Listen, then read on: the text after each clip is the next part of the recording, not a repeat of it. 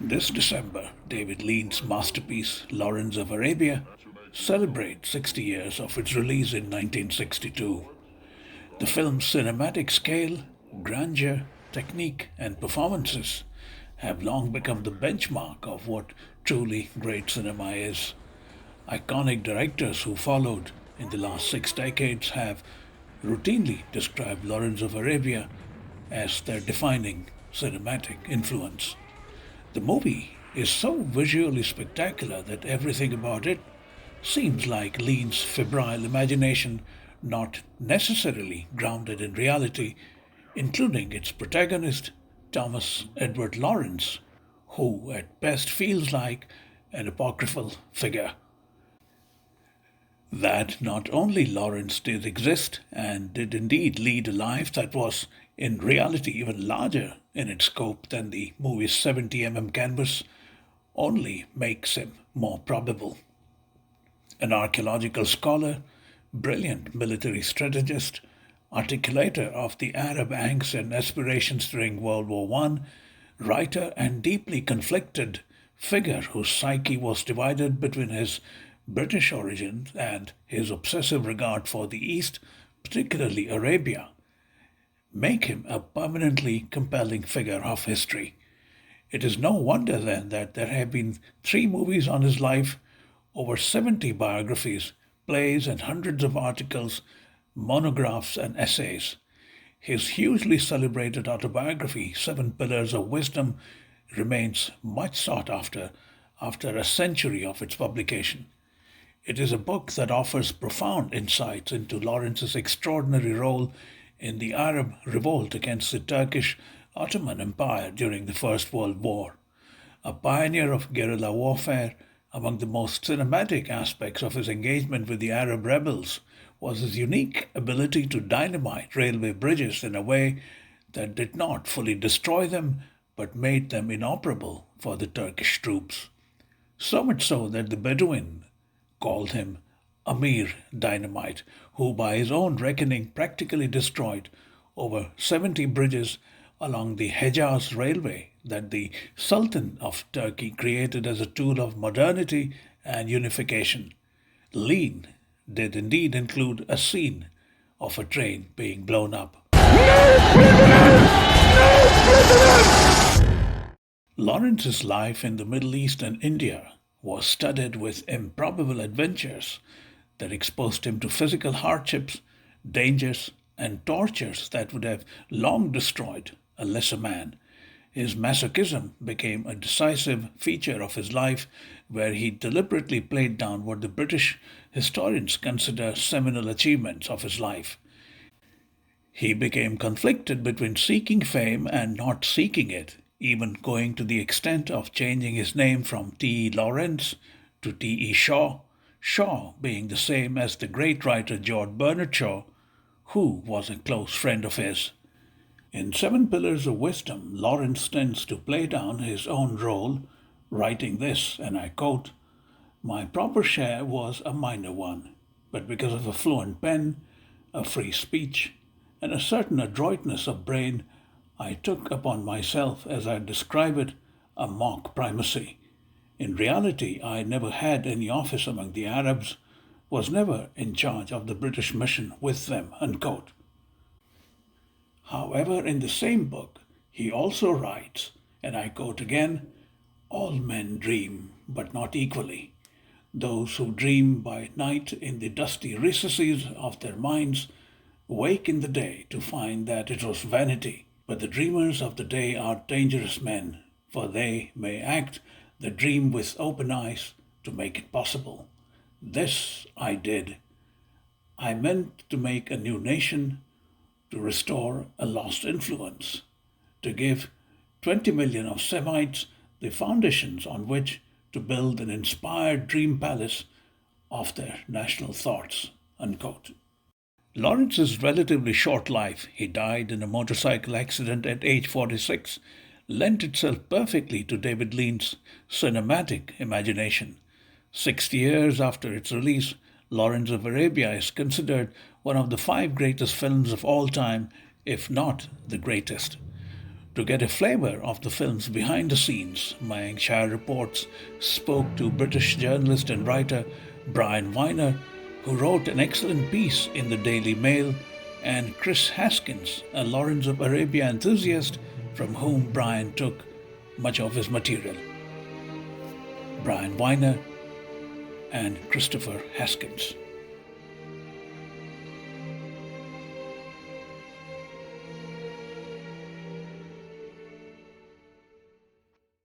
Here's Chris. There we go. Hi, Chris. Hi, Chris. Hello, Mayank. You okay? Yeah. It's a great pleasure to meet you. I'm so glad both of you found the time for me. I mean, you don't know me at all. It's just on the basis pleasure. of one little tweet that Brian responded. So I'm very thrilled. Oh, you're very welcome, Mayank. You're very welcome. And he tells me that you are an obsessive Lawrence of Arabia enthusiast. Yeah, that's probably fair. Yeah, fan is probably a better word than. Oh, wonderful! Yeah. You know, I watch it every few days just for the heck of it from a random place. Do I watch it every couple? No, of days? I do. You do every couple of days. Wow, that is committed. Time. And as you can perhaps guess, I'm dressed up like Peter O'Toole in the movie. So. Indeed you are. Indeed you are. I'm sorry. You're not. Are you sitting on a camel? Yeah. There's such a great story about that, right? Yeah. Yes, absolutely. Okay, Yeah. let me begin with a broad question. Do you remember what your initial and then considered reaction was when you first saw the movie? Both of you can tell me. Chris, that's one for you, I think. Yeah. Well, I first saw the film. I got a feeling very close to 1971, and without going in the technicalities of it, when the film was first released in '62, the running time was 222 minutes, and then David Lean was asked to cut it for the sake of more showings in the cinema. That said, he only cut it by 20 minutes. Then at the end of the 60s, when there was rumour that it was going to be shown on television, he was asked to cut it again, and he cut it to 187 minutes on the proviso that they would never show that version in the cinema. However, when it was re-released in '71 in the cinema, because of course in those days there were no video forms, or you either waited for TV or you went back to the cinema on re-release, they did release it in 187-minute format, and I think that is the version I saw in my local cinema in Lee in Lancashire, and I was just blown away by it. It instantly became my favourite film at that time, and obviously I've seen a lot there. But just a little anecdote on that. I actually knew the manager of the cinema very, very well, and whilst we were watching the film, it was noticeable. I'll be honest, I can't remember the time of the year. It was noticeable how hot it was getting in the cinema. And I mean proper hot. And it turned out when I spoke to him that they had deliberately turned up the central heating in the cinema. Oh. So they would sell more Kiora Orange. Oh, really? You were out there in the Nephu desert, and everybody was peeling layers off in the cinema. But anyway, that's an anecdote about my first viewing of it. So yeah, about 1971. That's hilarious. In fact, I thought they did it just to create the atmosphere of the desert, like you said. Yeah. Well, that as well, but a bit of commercial reasons as well, I'm sure. So. What about you, Brian? Sorry, the sound quality I keep losing you, Mayank. Sorry. Can you hear me now? Yeah, I can hear you perfectly now. Okay. I was asking, what was your first reaction when you saw it, and which year did you see it? Yeah, I mean, it may even have been. I mean, Chris, as you can tell by looking at us, is a bit older than me, but it might have been. I would have been about 9 or 10 in 1971. So I suspect it probably wasn't then, but it may have been. It may have got a re-release a bit later, because I'm sure that the first time I saw it was on a big screen in the days when. They used to have intermissions, so you could go and watch an epic film like that, and you didn't have to sit there for 3.5 hours plus. You could you could, there was an interview, which I think they were just changing the reels, and they had to. That was the only way they could do it in those days. And also in those days, you could walk into a cinema and towards the end of a film, and you just would wait until it finished and then watch it round again. I mean, times have changed. I don't know if it was the same for you, Maya, when you first saw it, but that was. So I think I saw it on the big. I certainly remember watching Dr. Zhivago on the big screen. So I think, but I've seen it many times on television since, and a bit like Chris, yeah, it had a, it did have an effect. I mean, some of the images in that film are quite remarkable, So, and that famous scene of Omar Sharif appearing out of the desert is extraordinary, and an absolutely iconic moment in any film. So, it made a big impact. Right. Mine is a bit of a sacrilege because I've never watched the movie in a theater. Right. I watched it on big screen. I watch it on my computer sometimes, even on my phone, which I'm sure I can be prosecuted for, but I'm that obsessed with the movie. Yeah. Right. How do you think you know more about it than both of us put together by the sound of it? Yeah, absolutely. I've to digress a bit. When Brian talked about Chris's age, it was like you were hitting a square cut. So perfect square cut. Yeah, absolutely. How do you think? How do you think it has aged in the last 6 decades? When what you saw and what you feel now, do you think it has aged well? Oh, I mean, go on, Chris. Sorry. Yeah, from a personal point of view, I don't think it's aged at all, and that's one of the great things about it. I mean, the last time any of the actors were interviewed about it, obviously most have passed, if not all, have passed on by now. But Omar Sharif in particular said that the film does not age. A lot of films do age now. No matter how you think they were in the great pantheon of films, of the top 10, top 20 films.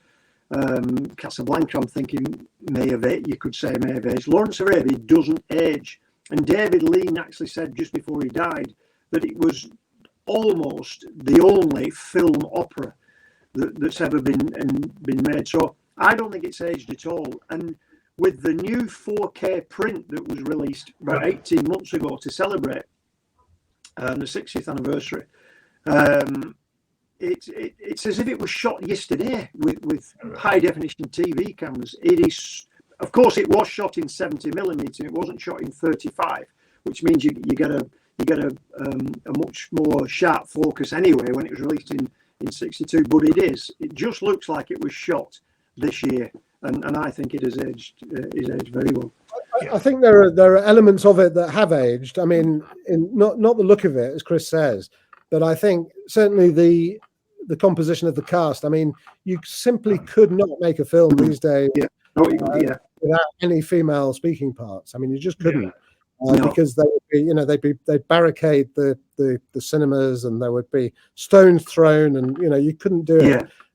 So from that point of view, you couldn't make that film today, I don't think. No. But similar have a white actor like Alec Guinness playing Prince Faisal. Yes. Same thing, you're right there. Yes, absolutely. Yeah. I disagree a bit, because I think in your own story you write how it was described Peter O'Toole was so pretty that Noel Card called him Florence of Arabia, right? Yeah. He said I think his line was if Peter O'Toole had been any prettier, they would have had to call it Florence of Arabia. It was a great line, and I think made David Lean laugh. That was at the after show party on the night of the premiere, the royal premiere on the 10th of December 1962, and they went on to the Grosvenor House Hotel for the after show party, which must have started late. I mean, it was such a long film that by the time they got there, it must have been after midnight, I should think. Right. Lean by then, I think, was so delighted that the film had been received so well that when Coward made his comment, I think he just found it very funny. But had the film been less well received, he might not have enjoyed it personally. Lawrence Arabia was and is the real McCoy opus as I see it, but it also had some remarkable small moments.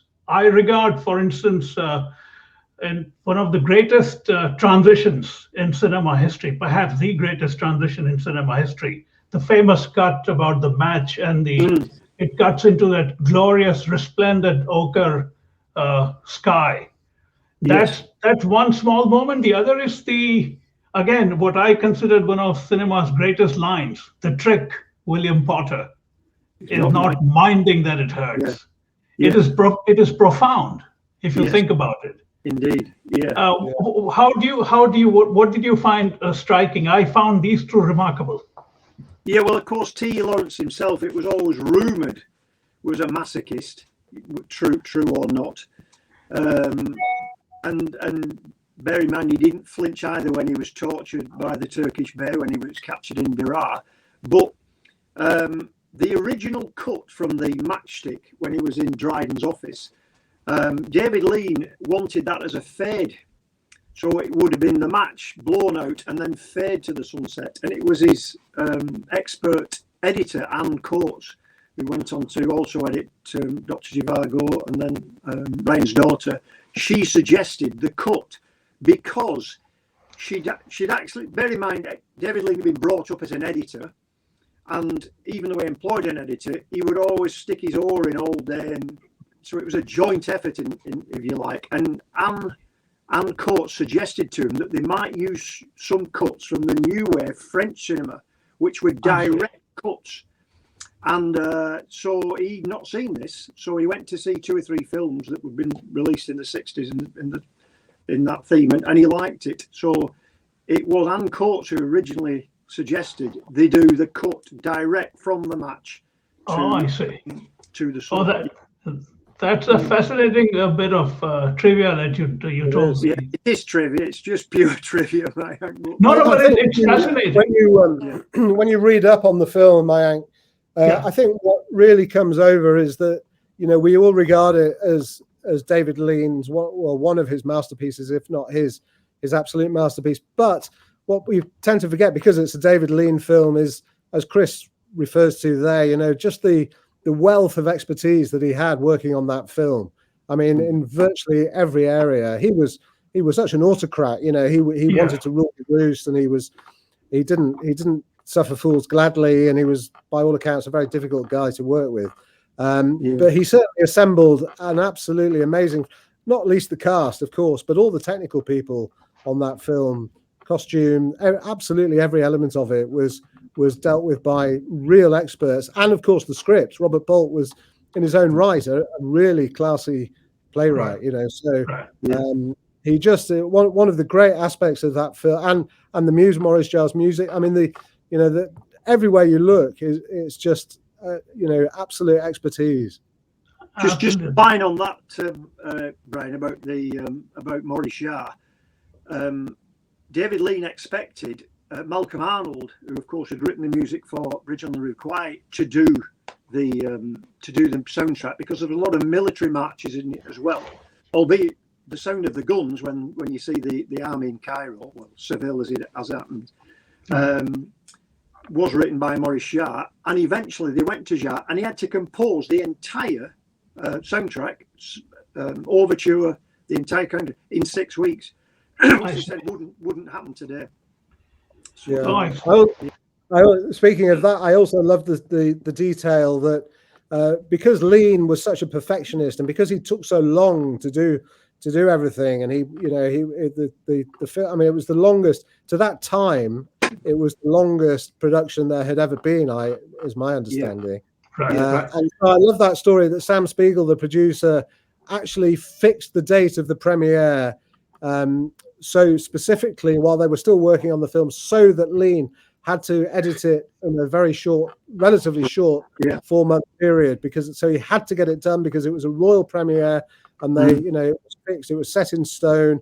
The Queen and the Duke of Edinburgh were going, and so he did that deliberately as a way of getting this guy to get a move on.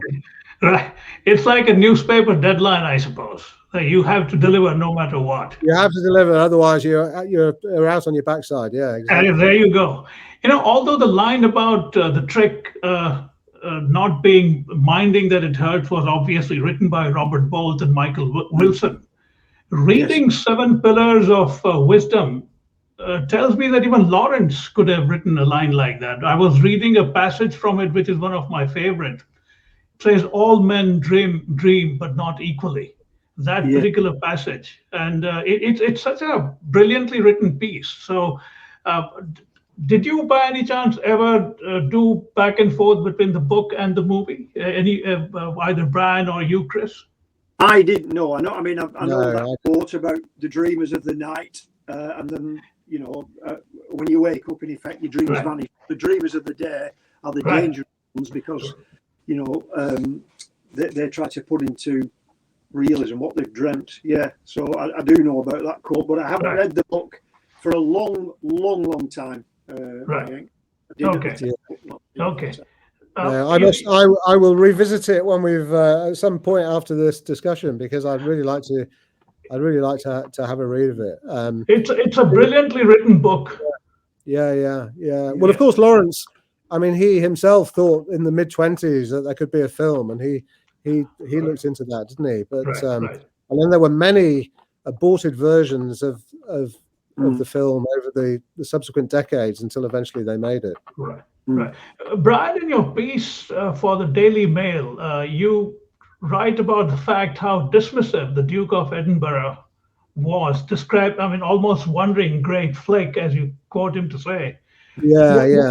What is the British royalty's antipathy towards cinema in those days? I mean, I think probably in fairness to the late Duke of Edinburgh, who I once interviewed, and that was just his manner, and for him, the cinema, films were the flicks. That it's a slang term, and I think it's probably true. Certainly, Lean felt that that totally represented the British establishment's way of slightly looking down its nose at cinema as an art form. So I don't think the Duke was by any means unusual in that. I think anybody from his background, of his class, might have been the same and said, good flick. I mean, I don't think he was being deliberately rude, as so often with him. It was perhaps just a little bit brusque, and but Liam was, by all accounts, very offended by that. But he replied, "I hope so, sir." Bottling it in, which must have been hard for him because he wasn't the character who, was used to doing that. But in the presence of royalty, you've got to suppress those feelings. He would have liked to have said something a bit ruder, I'm sure. Both of you mentioned its duration, about 3 hours. Now, the British audiences, as well as audiences worldwide, except with the exception of India, were not used to very long movies. I mean, intermission was part of my growing up while watching Indian films. But it wasn't the case in Hollywood or even other parts of Europe. So why do you think, despite its length, it works so well? People had to exercise a great deal of patience to understand the politics of it as well. Yeah, I mean, I'm not sure that that's the case, though. I think there were very long films in those days. I mean, we tend to forget. I mean, I think maybe not quite as long as that, but I think, I mean, in the early 60s, I'm thinking The Great Escape. Chris, you might know better than me, but how? Yeah, I mean, not to that length, but not that it was a measured rate or anything, but apparently it is 1 minute longer than Gone with the Wind, which ran at 221 minutes. But you're right, Ryan, in as much as there were films like My Fair Lady, for example, was just short of 3 hours, and that had an official intermission, which, if it was rerun now in the director's cut, still has the intermission. I mean, I watched Lawrence again this week because I knew it was coming on this program, and I have got the 4K version. So you get the 4 minute 20-second overture with just a blank screen. Then you get the Act 1, Part 1, and then you get the intermission, which they filmed in Seville when they're talking about him riding the whirlwind, and then you get the 3 minute, second overture before the other act. So I do think there were quite a few films that had the word intermission came up, which were actually put in by by the director. It wasn't like a cinematic intermission, but there were very few. Right. Brian referred to it, Omar Sharif's emergence from the rippling, shimmering mirage. It is a striking, stunning way for an actor to enter in any movie. Yes. When you first saw it on big screen, because like I said, I've never watched it on big screen, and I'm really looking forward to finding it someday. What was your reaction when you saw a scene like that? Did it have all the impact that I imagine it would have? Right. Yeah, absolutely. I mean, I've seen that scene so many times. Yeah, just amazing. I mean, you knew you were in the presence of something special, I think, when you saw that for the first time. You know, there are just a handful of truly iconic shots on there and sequences in the movies that just kind of take your breath away, and that's one of them. Yeah. I mean, David Lean said again when he made a documentary about the restoration that, in his view, it's the greatest entry into international cinema by an actor in the history of films.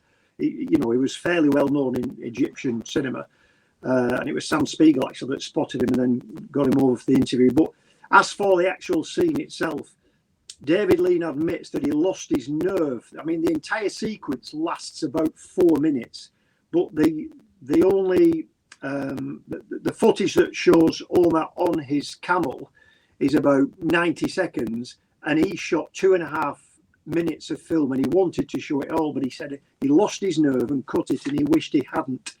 And then it was actually shot with and I am going now into the realms of trivia again, it was actually shot by the famous Freddie Young with a 480mm lens, which was only used for that one shot and has never been used since, and is now in the British Film Museum. And really? John, the production designer, when they first saw it, when they first did the practice run for it, realised he was getting lost within the white sand mirage. So John Box suggested they paint almost a yellow sandy line, and when you watch it again, you can see he is following a camel track, which is only about a foot long, because obviously camels walk with one foot in the other, and that's where it is. But it's a fabulous scene. I mean, there's a great detail about David Lean and not wearing sunglasses in that heat, isn't there? The incredible. You can imagine how bright and how hot it was, and everybody else wore sunglasses, but he refused to, always, because he wanted to see it always as a cinema audience would see it, and he said they won't be watching it through sunglasses, so I'm not. And that scene is one of probably the great examples of that. I mean, he saw it as we see it. Right.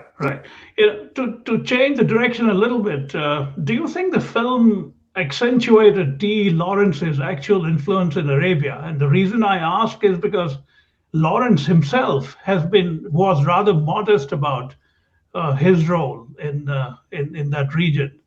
The film gives you the impression of him being much larger than life, and I understand that they've taken cinematic liberties with it. But do you have any observation on that? Chris, do you? Well, as far as Lawrence influencing Arabian politics, then you mean, or no? No, then.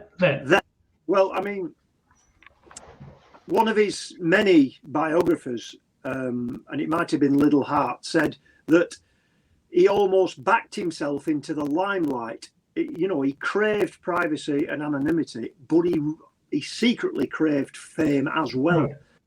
But I mean, he did feel betrayed when he found out about the Sykes-Picot treaty, which he didn't know about when he was using Prince Faisal's men to do the British Army's work for them. But other than the fact he felt betrayed, I must admit I'm not sure what impact he would have thought. Right. I mean, as you know, from the beginning of the film, when Alan is coming down the steps of St Paul's Cathedral, and they ask him what impact Mr. Lawrence, Colonel Lawrence had, and he just said his involvement had a decisive role in the Middle Eastern campaign, and that's all he said.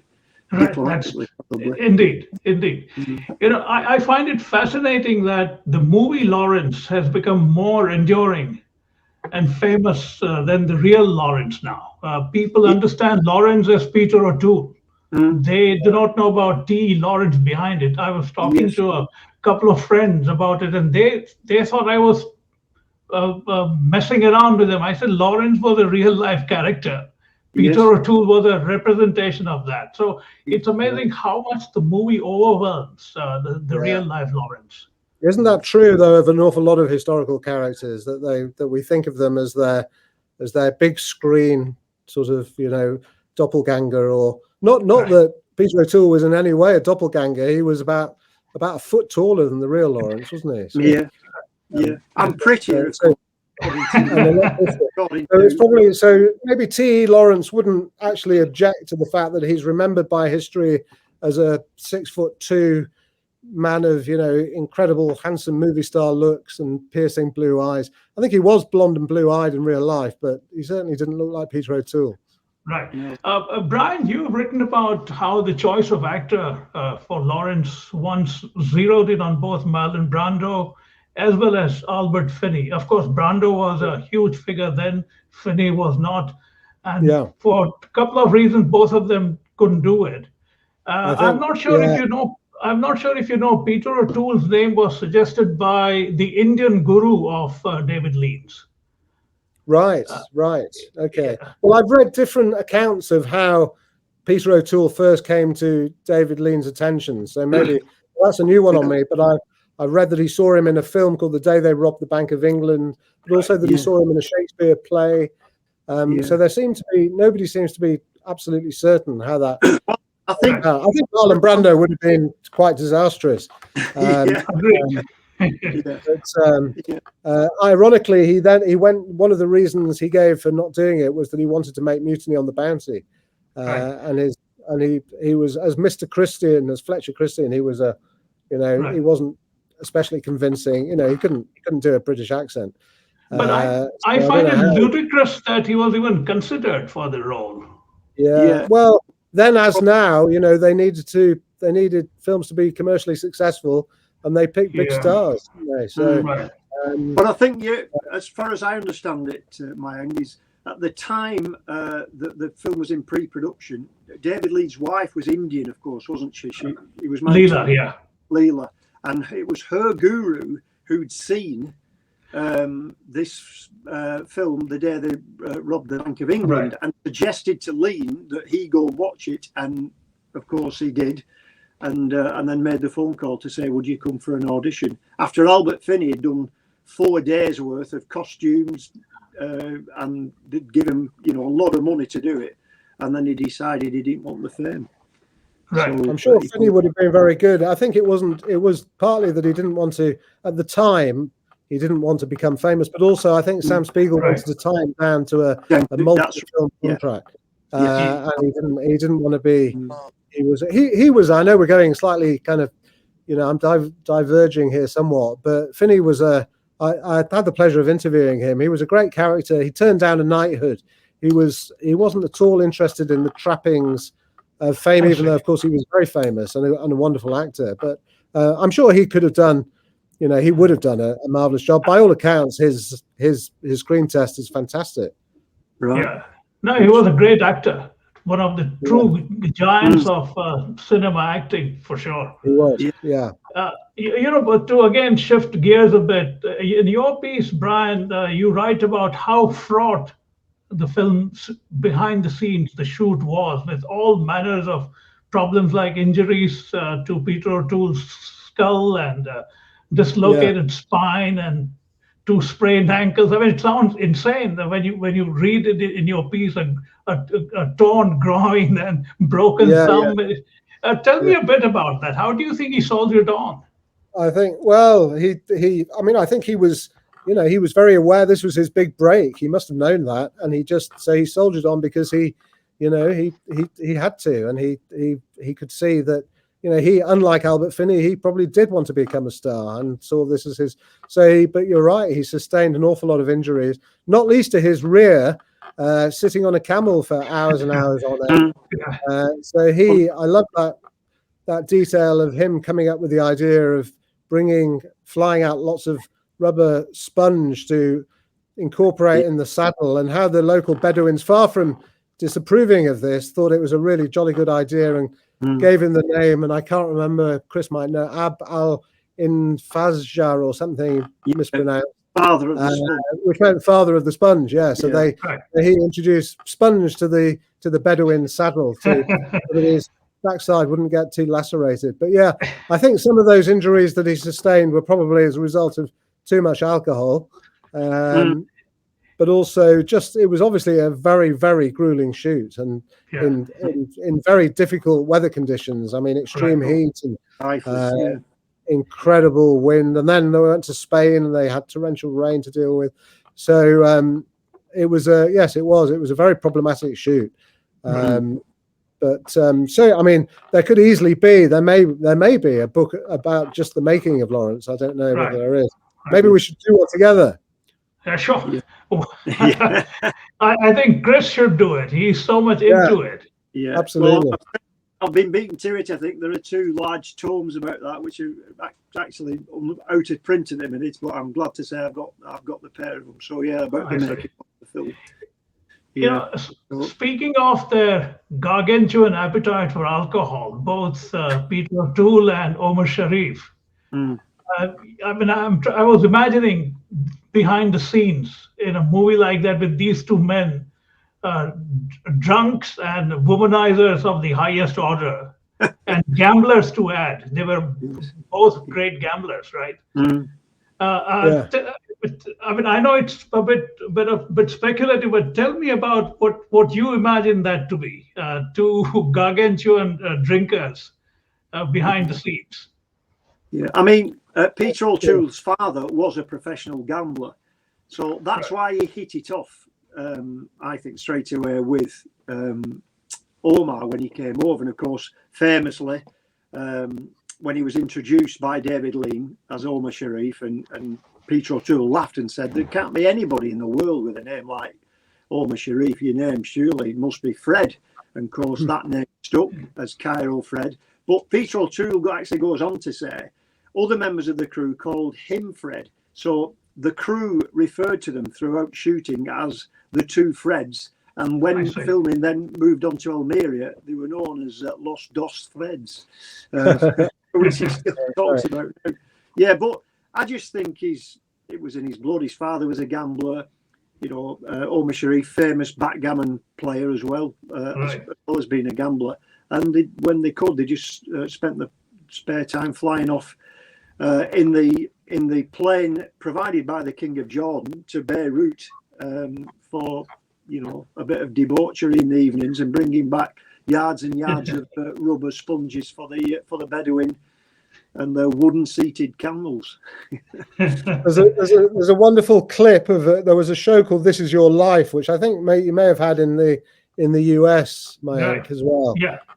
But there's an absolutely wonderful clip from that show, one of my favorite, of Omar Sharif being the guest, being surprised by whoever was the host at that time. I can't remember, Michael Aspel perhaps.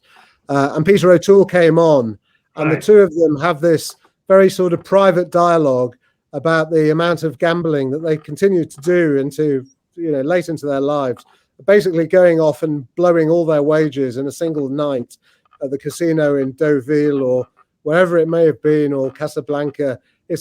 I'll send it to you. Sure. I would love to see that. It's absolutely hilarious. Yeah, it really is funny. Chris, you've seen it, I guess. Yeah.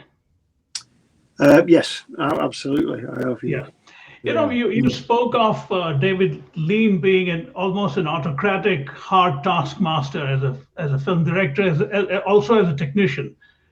I was trying to imagine O'Toole and Sharif both rakishly handsome and recklessly indulgent in their habits.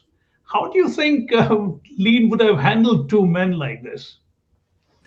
I mean, David Lean supposedly famously had no respect for actors as long as they turned up and they did the job. He wouldn't praise them. He would very rarely praise them. But if he knew he had a good actor in front of them, they would be his friend for life. He would respect them. Hence Alec Guinness worked with him all those years, and the same with O'Toole. So I just think as long as they turned up and did the lines, you know, there was only one particular shot which they had to abandon for the day, and it's when Lawrence went back into the Sun's Anvil, into the Nefu, to pick up Gazim, and he comes back with him, and the Indian actor I.S. Johar kept falling. If you remember, there were two of them on the camel. He kept falling off the back of the camel, and they wondered why. And they stopped to do a retake of it, and one of the props men found some hashish at the back of the camel and realised the pair of them were stoned. So they had to abandon filming for the day until they recover the following day. They very cleverly hired this guy, Anthony Nutting, didn't they? A former diplomat. Who went out and was a technical advisor on the film, and he'd worked in the Middle East, and he was involved in getting King Hussein on board. And I think O'Toole very much respected Nutting, and I think Nutting very early on went to him and said, you know, you really can't. He clearly knew his reputation or his capacity for getting drunk, and he said, you just simply cannot do that here, because they'll throw you out of a Muslim country, and you know, you'll offend your hosts, and that will be the end of your career. So please don't. And O'Toole had to be, by his, you know, whatever within his those restraints, he had to be fairly careful about that. So although they did get very drunk, I suspect not to the extent that they would let it interfere with shooting. Right. Just last couple of things. One is, Brian, in your piece, you write about one of the less known traits of O'Toole, that behind that flamboyance and charisma, there was a man who was a nervous wreck and someone unsure of his talent. In fact, throughout his career, it seems. Talk a bit about that. That's an interesting contradiction, because he had so much swagger as in real life. When you saw him, it was pure attitude, swag, as they call it these days, instead of swagger.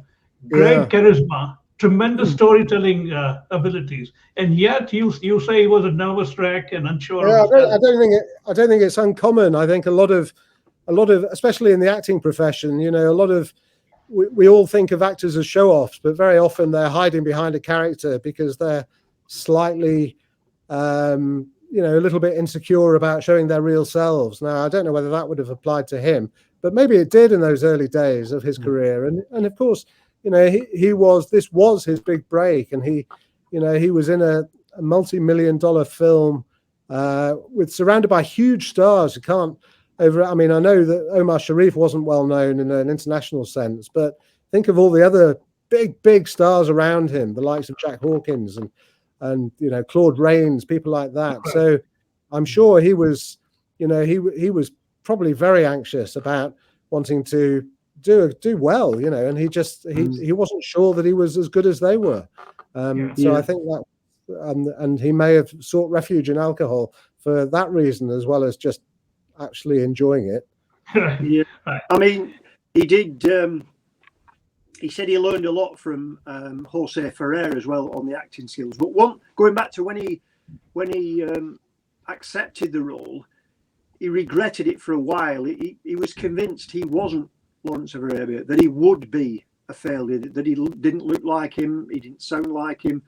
So he actually went to Jordan 4 months beforehand with a dialect coach, as well as learning how to ride a camel and be acclimatized and everything, to get his voweling right and his accent. And he was convinced right up until the first, maybe I won't say the first shot was filmed, but right up until the first week or two before production, he was convinced he wasn't right for the role. So there would have been a lot of anxiety in that until Lee put his arm around him eventually and told him he would be fit for the part. Do you see any worthy successor to David Lean's brand of grand opus filmmaking epic that he produced? Would say someone like, say, Christopher Nolan in a different sense, or even someone like Sam Mendes in Britain?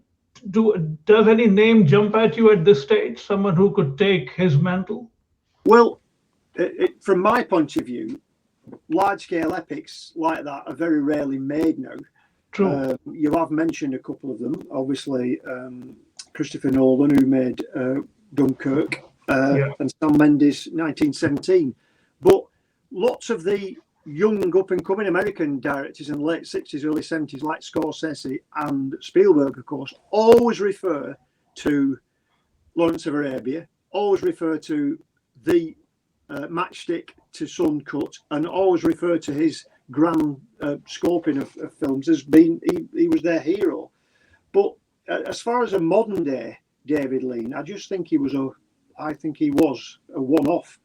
I mean, I'm a huge fan of Lean and his work, and this obviously was his magnus opus in my view.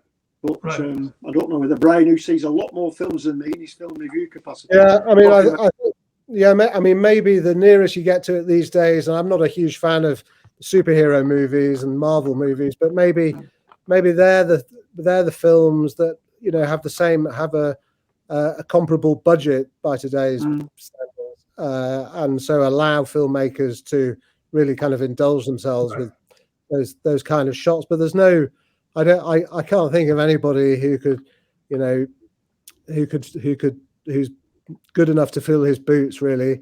I mean, Chris mentioned Spielberg. You know, maybe Spielberg, but he's an absolute disciple of Lean's, as Chris says, a lot of those of his contemporaries are. But in terms of younger filmmakers, yeah, maybe actually the space film, the likes of Interstellar, the likes of Gravity, maybe that's where, you know, you can get those incredible shots now. You know, maybe in some of those films, perhaps. I mean, Denis Villeneuve, who of course who did the new what's the space one's called? Sorry, who's the director, Chris? June. Denis Villeneuve. Sorry, Denis Villeneuve. Yeah. 2049. They have huge landscape scopes, but of course they're assisted nowadays by Industrial Light and Magic and all their CGI. Exactly. Which Lean never had. No, that's right. You know, this cinematic excellence of David Lean, I think, is unrivaled. You had, of course, people like Stanley Kubrick, or on the other side, even someone like Andrei Tarkovsky. Such brilliant sense of cinema. Even Kurosawa in Japan or Ray in India. If you see their films, you know that this is cinema. A lot of them otherwise come across like radio plays. Even if you didn't see and heard them, you could make out what's going on. To me, that's not cinema, right? Cinema has to be seen. Yeah. Well, I think you're right. I think Chris makes a very good point. You know, that nowadays it's CGI. They have all these bells and whistles, and they can create those. They can create great shots, great landscapes, great cinematic spectacles. But they have, you know, levers and tools with those people that you've just mentioned simply didn't have. So they were greater. There will never be. I mean, I don't think there will ever be another Hitchcock. There will never be another. Absolutely. Yeah. No, this has been so exciting for me. This was absolutely wonderful. You know, we are meeting just 5 days after Peter O'Toole's 9th death anniversary on December 14th. So it's just as well that we are talking about him. And what a character! What a character! Yeah, they don't make him like that anymore, right? They do not. No. Probably just as well. Yeah. No, this is wonderful. I want to thank you both for your generous time, and I'm sure you know you didn't have any particular reason to talk to me. I'm grateful as a fellow journalist, Brian. I'm so happy that we met, and Chris, as a Lawrence of Arabia nut like me, I'm very thrilled to meet you. It was lovely to meet you as well. Absolute pleasure, mate.